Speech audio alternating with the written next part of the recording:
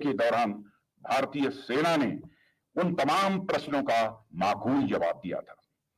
हमने सिर्फ पाकिस्तान को ही नहीं बल्कि पूरी दुनिया को यह संदेश दिया कि जब बात हमारे राष्ट्रीय हितों की आएगी तो हमारी सेना किसी भी कीमत पर पीछे नहीं हटेगी। हम आज भी अपने राष्ट्रीय हितों की सुरक्षा के लिए पूरी तरह से प्रतिबद्ध हैं, सामने चाहे कोई भी हो। साथियों, जनता को इस बात का पूरा भरोसा है कि भारत के प्रधानमंत्री मोदी जी के नेतृत्व में यह भारत सरकार अपने राष्ट्रीय हितों की सुरक्षा के लिए किसी भी प्रकार का समझौता किसी भी सूरत में नहीं करेगी। बात चाहे कारगिल की हो या फिर अन्य इंसिडेंट्स की, हमारी सेना ने हमेशा बताया है कि जंग न्यूक्लियर बॉम्ब से नहीं लड़ी जाती है बल्कि जंग शौर्य और अदम्य इच्छा शक्ति के बल पर लड़ी जाती है।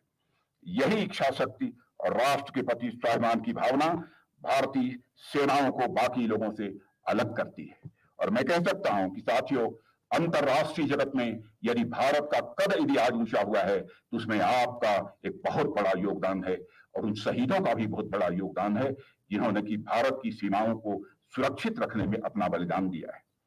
वैसे देखें तो युद्ध क्या है, वह तो भाड़े की सेना लेकर भी लड़े जा सकते हैं। आप सभी जानते होंगे कि एक प्रकार की सेना ऐसी भी होती है जिसे मर्सनरी के नाम से जाना जाता है।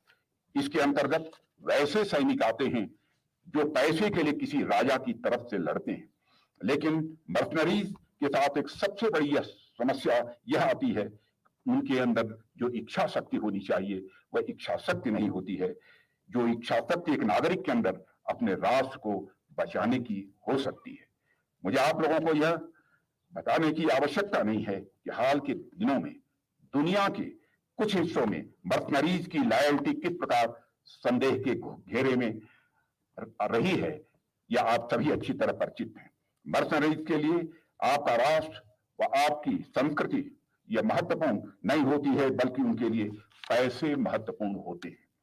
दूसरी तरफ जब हम अपने देश की सेना की बात करते हैं तो हम यह देखते हैं कि यहां चीजें बिल्कुल उलट हो जाती हैं। हमारी सेनाएं उस कोट की सेनाएं हैं जो अपने राष्ट्र, सभ्यता और संस्कृति की सुरक्षा के लिए देश की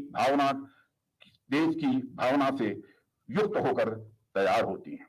यहां पैसा उतना मायने नहीं रखता है, यहां मायने रखता है मातृभूमि की सुरक्षा।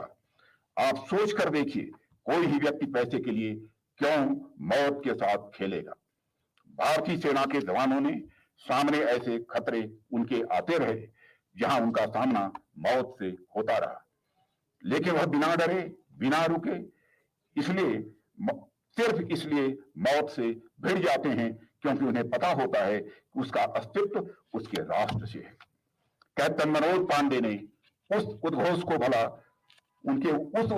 भला कौन भूल सकता है जब उन्होंने कहा था, यदि मेरे फर्ज की राह में मौत भी रोड़ा बनेगी तो मैं मौत को भी मार दूंगा।